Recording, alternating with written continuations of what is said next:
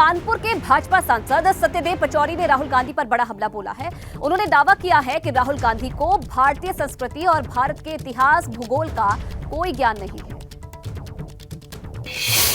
पचौरी जी, राहुल गांधी ने San Francisco में कहा कि उनकी भारत जोड़ो यात्रा के लिए सरकार ने हर हथकंडा अपनाया कि रुक जाए। ये गलत है। मैं समझता हूँ कि भारत जोड़ो यात्रा से उन्हें भारत के बारे में कुछ जानकारी तो हो गई, उसके पहले तो वो भारत के बारे में कुछ जानते ही नहीं थे। तो हाँ, उनको ये और जानकारी हो जाए तो इससे देश के लिए अच्छा है और कांग्रेस के लिए अच्छा है और उनके बौद्धिक विकास के लिए भी बड़ा ज़रूरी है, क्योंकि उनको जानकारी भारत के न इतिहास की है, न भूगोल की है, न संस्कृत की है और न यहाँ की शिक्षा की है। इसलिए विदेशों में वो पले हैं, पढ़े हैं और इसीलिए उनको विदेशी जानकारी तो है, भारत की संस्कृत की नहीं है। तो वो आदमी भारत को जोड़ कैसे सकता है जो भारत की संस्कृत नहीं जानता और भारत के प्राचीन विचार नहीं जानता, भारत के महापुरुषों के बारे में नहीं जानता, साधु और सन्यासियों के बारे में नहीं जानता, वो भारत को जोड़ कैसे सकता है? यात्रा तो कर सकता है फौरी तौर पर, घूमने के तौर पर। कानपुर से कैमरामैन पंकज निगम के साथ रतीश त्रिवेदी, एबीपी। धारचूला के लखनपुर में फंसे लोगों का रेस्क्यू किया गया है। पुलिस और एसडीआरएफ की टीम ने रेस्क्यू किया है। स्थानीय लोगों ने आदि कैलाश के लिए दर्शन करने जा रहे थे। यात्रियों का रेस्क्यू पहाड़ी दरकने के कारण लखनपुर में 3 दिनों से रास्ता बंद है।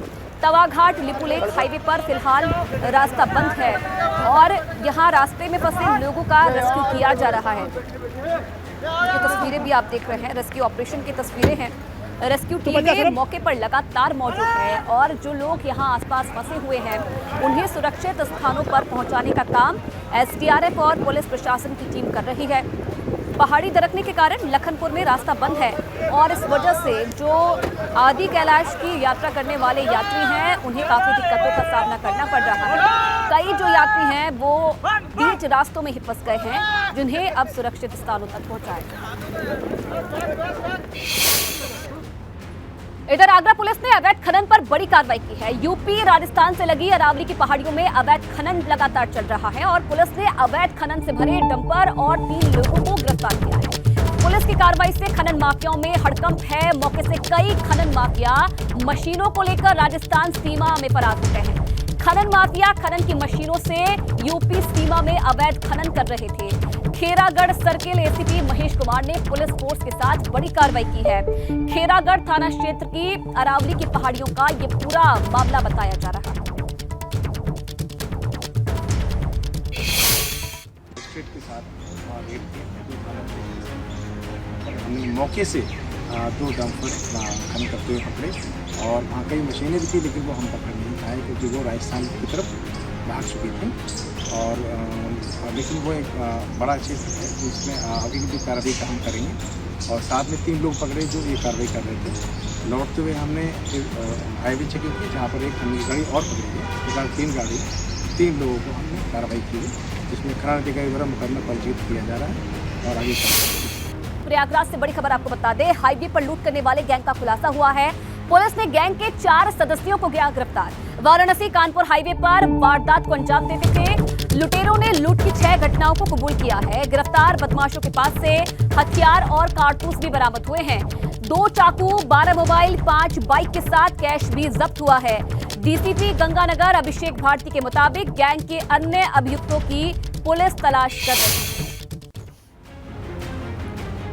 ये बड़ी सफलता पुलिस को मिली है प्रयागराज से। गैंग के 4 सदस्यों को पुलिस ने गिरफ्तार किया है। हाईवे पर लूट करने वाला ये गैंग था, जिनके पास से कई चोरी का सामान भी, लूटा हुआ सामान भी बरामद हुआ है, जिनमें कई बाइक शामिल है, मोबाइल शामिल है और कैश भी पुलिस ने इनसे बरामद किया है। हालांकि पुलिस का कहना है कि बाकी इनके जो साथी हैं उनकी भी तलाश जारी है।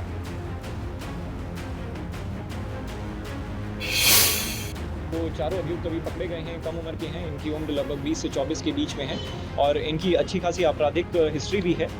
जो हमारे ये पहला अभियुक्त है अंकित भूरिया, इसके विरुद्ध में 7 मुकदमे हैं। शिवम कुमार के विरुद्ध में 9 मुकदमे, बसंत लाल के विरुद्ध में 8 मुकदमे और आकाश कुमार रजक के विरुद्ध में 7 मुकदमे। ये घटनाएं पिछले 1 मंथ में अलग अलग डेट्स में घटित हुई हैं, जो कानपुर बनारस हाईवे है उस पर पिछले 1 महीने की ही ज़्यादातर घटनाएं हैं। और भी जो घटनाएं हैं उनके लिए हमारी टीम का गठन हो चुका है, वो कार्य कर रहे हैं, जल्दी सफल अनावरण करके।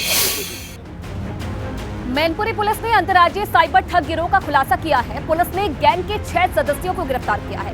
बताया जा रहा है कि गैंग से सदस्य ऐप के जरिए लोगों के बैंक खातों को पल भर में खाली कर देते थे। पकड़े गए आरोपियों के पास से 60,000 से ज्यादा कैश के साथ ही laptop, biometric machine, 6 mobile phone और एक कार बरामद हुई है।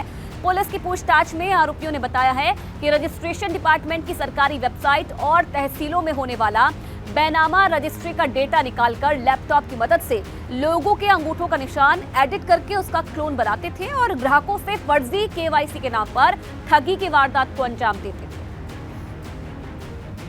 जिसमें हमारे साइबर क्राइम को ये काम दिया गया था, जिसमें उन्होंने 6 अभियुक्तों को पकड़ा है, जिसमें ये कन्नौज के रहने वाले हैं। इसमें एक रवि शर्मा है, दूसरा नितिन कुमार है, राहुल शर्मा है, अंकित, अंशुल और नितिन, ये 6 लोग पकड़े गए हैं। और इनके कब्जे से 64,000 रुपये नगद, 6 अदद मोबाइल, 26 आधार कार्ड, सिम कार्ड, अंगूठा क्लोनिंग करने के सामान हैं, लैपटॉप है, कई पासबुकें हैं, एक 4 पहिया वाहन बोलेरो है और मोटरसाइकिल बरामद हुई। इधर राजधानी लखनऊ में पुलिस और वकीलों के बीच में नोकझोंक हो गई है। मकान पर कब्जे को लेकर पुलिस और वकीलों में नोकझोंक हुई है। थाने के अंदर पहुंचे वकीलों ने जमकर बवाल काटा। लखनऊ का ये पूरा मामला, वकीलों और पुलिस के बीच नोकझोंक, मकान पर कब्जे को लेकर पुलिस और वकीलों के बीच ये नोकझोंक देखने को मिली। और ये तस्वीरें भी आप देखिए, थाने के अंदर के ये हालात हैं, जहां वकील पहुंचे, इस दौरान जमकर हंगामा और काटा गया वकीलों की तरफ से। मकान पर कब्जे को लेकर ये पूरा विवाद था, जिसे लेकर आज पुलिस और वकीलों में ये झड़प देखने को मिली।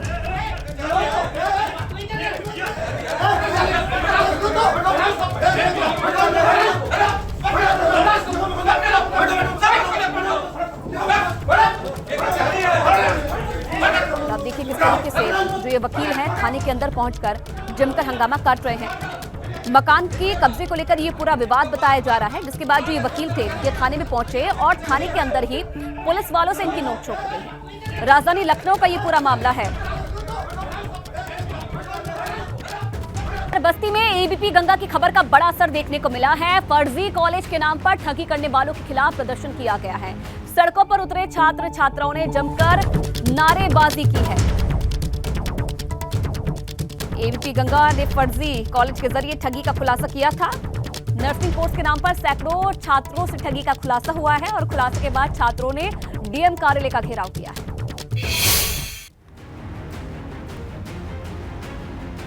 एबीपी गंगा की खबर का ये बड़ा असर और बस्ती का ये पूरा मामला है। एबीपी गंगा ने प्रमुखता से इस खबर को दिखाया, जिसके बाद अब खबर का असर भी देखने को मिला।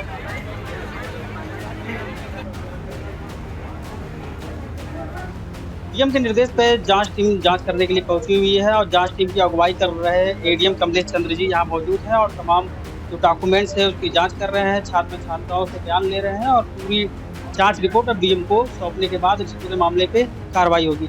एडीएम साहब, आप यहाँ जांच करने आए हैं, क्या कुछ अभी तक जांच में मिला है? जांच में यही मिला है कि Sardar Patel hostel and paramedical institute पूरी तरह फर्जी था। ये 2018 से यहाँ संचालित था और इस साल उन्होंने छात्रों से फीस तो वसूल की है और फीस वसूल करके ये अचानक गायब हो गए हैं। तो बाकी छात्रों से बयान लिए जा रहे हैं और कुछ डॉक्यूमेंट भी छात्रों ने बताया कि उनके डॉक्यूमेंट भी यहाँ सीज हैं, तो उनको भी छानबीन की जा रही है। उसकी जांच रिपोर्ट के आधार पर गंभीर धाराओं में एफआईआर दर्ज कराई जाएगी। वो बच्चे बेरोजगार बच्चे जो नर्सिंग में मेडिकल की पढ़ाई करने गए थे नर्सिंग कॉलेज में, लेकिन उनके साथ धोखा हुआ और आज वो सड़कों पर उतरे हैं, डीएम कार्यालय का घेराव किया है।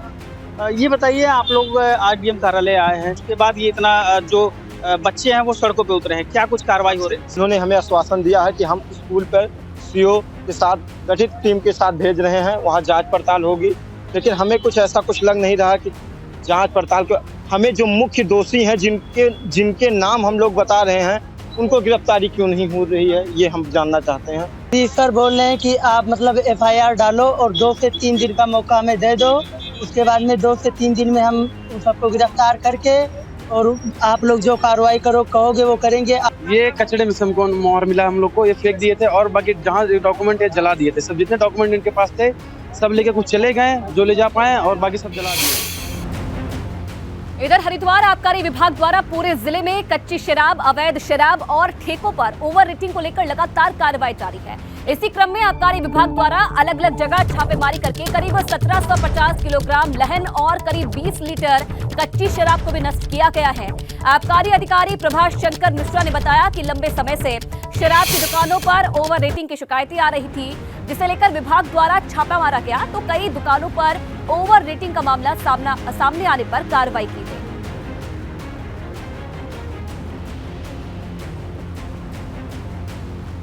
भारी मात्रा में अवैध कच्ची शराब की भट्टियों को नष्ट किया गया और भारी मात्रा में लहन को तोड़ा गया है। जिलाधिकारी महोदय द्वारा दिए गए निर्देश के क्रम में अवैध भट्टियों के अड्डों को नष्ट किया जा रहा है तथा शहरों में जहाँ जहाँ अवैध तरीके से शराब बिक रही है वहाँ पर जो है कठोर कार्रवाई की जा रही है। इसी तरीके से मदिरा दुकानों पर भी रेड लिस्ट और ओवर ईटिंग को कल रुड़की में चेक किया गया है। वाराणसी पहुंचे सपा महासचिव शिवपाल यादव का भाजपा पर हमला। भाजपा सरकार के 9 साल पूरे होने पर शिवपाल यादव बोले, भाजपा ने देश की जनता के लिए कोई काम नहीं किया है। महंगाई और भ्रष्टाचार से देश की जनता परेशान है। वाराणसी में किसानों पर लाठीचार्ज को लेकर बोले शिवपाल यादव, किसान विरोधी है बीजेपी, भाजपा सरकार में किसानों की कोई सुनवाई नहीं होती है। भारतीय जनता पार्टी के लोग सिर्फ झूठ बोलते हैं। सपा मजबूती के साथ 2024 का लोकसभा चुनाव लड़ेगी और पहलवानों के प्रदर्शन पर भी शिवपाल यादव बोले कि देश की बेटियों के साथ अशोभनीय व्यवहार किया जा रहा है।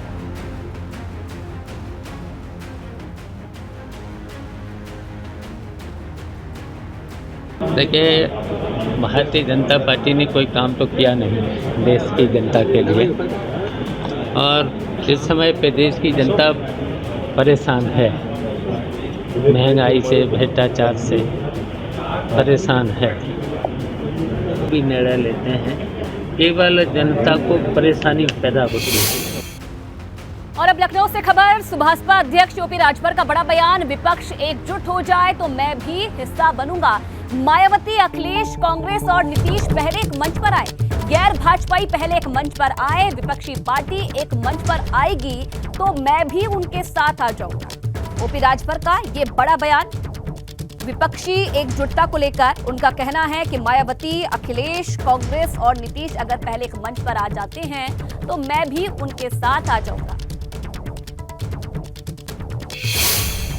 हमको तो आश्चर्य हो रहा है कि मैं बार बार कहता हूं कि मायावती जी, अखिलेश जी, सोनिया जी, नीतीश जी एक हो जाएं, एक मंच पे हो जाएं। अगर उनको हमारी ज़रूरत समझ में आवे तो 2 घंटा पहले हमको फ़ोन करें कि फला जगह हम लोग इकट्ठा हो रहे हैं, आप भी आओ, तो हम उन लोगों से पहुंचने से पहले ही पहुंच जाएंगे। आज भी मैं कह रहा हूँ का मतलब ये कि अगर विपक्षी दल जो गैर भाजपाई सरकार चाहते हैं अगर वो एकजुट हो जाते हैं तो ओम प्रकाश राजभर जी उस महागठबंधन का हिस्सा बनने के लिए तैयार है। 100% हम तैयार हैं। हमारी ख्वाहिश है, हमारी कोशिश है। देखिए, हम सत्ता एक साधन है, लेकिन लड़ाई वास्तव में लड़ाई अगर लड़ना है समाज की तो विपक्ष से ही लड़ाई लड़ी जा सकती है। सत्ता में तो आदमी मंत्री बन करके, विधायक बन करके, सांसद बन करके वो पंगु हो जाता है, बोल नहीं पाता है। मिर्जापुर में प्रधानमंत्री स्वनिधि महोत्सव का आयोजन हुआ है। यहाँ सिटी क्लब में आयोजित महोत्सव में केंद्रीय मंत्री अनुप्रिया पटेल भी पहुंची। कार्यक्रम में मौजूद मिर्जापुर डीएम दिव्या मित्तल ने जमीन पर बैठकर रेहड़ी पटरी वालों की समस्याओं को सुना। वहीं केंद्रीय मंत्री अनुप्रिया पटेल ने कहा कि प्रधानमंत्री स्वयं निधि योजना से रेहड़ी पटरी दुकानदारों को काफी फायदा मिल रहा है और इसके तहत छोटे दुकानदारों को 50,000 से 10,000 रुपए तक का लोन दिया जाता है ताकि रोजगार कर उनका जीवन यापन सही तरीके से चल सके। आपको बता दें कि योगी सरकार के निर्देश पर मिर्जापुर में स्वनिधि महोत्सव करवाया जा रहा है। प्रधानमंत्री स्वनिधि योजना, जिसमें हमारे छोटे रेहड़ी पटरी के जो पथ विक्रेता है उनके लिए कोरोना काल में शुरू हुई थी और उसके आज 3 वर्ष पूर्ण हुए। उसी के क्रम में ये महोत्सव का आयोजन किया गया।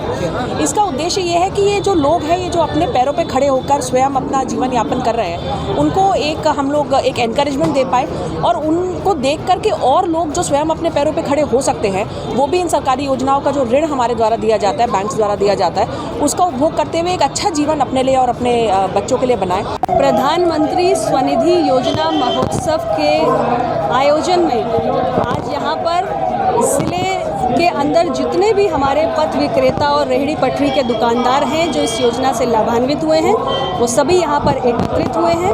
हमारे मिर्ज़ापुर जनपद में स्वनिधि योजना के तहत 10,000 का ऋण लेने वालों की संख्या 6,000 से अधिक है। 20,000 का ऋण लेने वालों की संख्या लगभग 1,200 से अधिक है और 50,000 का ऋण लेने वालों की संख्या भी 50 से अधिक है। हमारी कोशिश है कि आज इस आयोजन के माध्यम से हम अपने सारे स्वनिधि योजना के जो रेहड़ी पटरी दुकानदार कारोबारी जो हमारे लाभार्थी हैं उनको भारत सरकार की अन्य योजनाओं से भी लाभान्वित करें। और वहीं सोरम की पंचायत के बाद बालियान खाप के मुखिया और भारतीय किसान यूनियन के राष्ट्रीय अध्यक्ष नरेश टिकैत का कहना है कि बारूद के ढेर पर देश बैठा है। उन्होंने कहा कि पहलवानों के आंदोलन ने देश के माहौल को बदल दिया। साथ ही उन्होंने कहा कि बेटियों को इंसाफ हर हाल में मिलेगा, चाहे कुछ भी हो जाए। नरेश टिकैत ने ब्रजभूषण चरण सिंह को बेटियों से माफी मांगने की भी बात कही। मुजफ्फरनगर के सोरम की जिस खाप पंचायत पर सबकी नजरें टिकी हुई थी, उसमें यह फैसला लिया गया है कि राष्ट्रपति और गृह मंत्री से खाप मुखियाओं का प्रतिनिधि मंडल मिलेगा और अब देश के अलग अलग कोनों में आंदोलन भी होंगे। इसी पर हम बात कर लेते हैं भारतीय किसान यूनियन के राष्ट्रीय अध्यक्ष और बालियान खाप के मुखिया नरेश टिकैत जी से। नरेश जी, ये निर्णय तो हो गया, और क्या क्या बातें रखी गई हैं कि भाई इस तरीके से करेंगे? नहीं, ये तो वही है बात जी, जो दिक्कत है, जो समस्या है, उसके लिए ये आदमी जो खाप चौधरी इकट्ठे हुए, हम ये चाह रहे कोई बदनामी ना हो, बिल्कुल तरीके तय अनुशासन के तरीके तय ये आंदोलन चलाया जा। जो अपनी मांग है शांति के तरीके से ये वो करी जा, कोई समस्या ना खड़ी हो, समाज में अच्छे सभ्य उसकी तरह तो बात करो, माफ़ी मांगो, पूरे भारत तक माफ़ी मांगो, लड़कियों तक माफ़ी मांगो, उन्हें कहो भाई तब मेरी बेटी हो जो मैं कुछ इस तरह की करे हो, मैं अपनी बेटी की तरह कहीं कहीं तो ढड़ का आना पड़ेगा, दबंगाई तक कुकर चलेगा, बिल्कुल भी नहीं चल रहा है। जो हमारी बेटियाँ हैं, मैं पहलवान, वे कोई गलत कदम ना उठा ले, वो इतना घातक हो जाएगा कि हमारे भी हाथ में तो निकल जाएगी बात। अगर समय रहते इसमें कोई सा सुलहनामा करवावे, ऐसा सुलझवावे बात को और उसे ब्रजभूषण को शुद्ध बुद्धि दे, वो अपनी गिरफ्तारी दे दे, 95% बात दब जाएगी।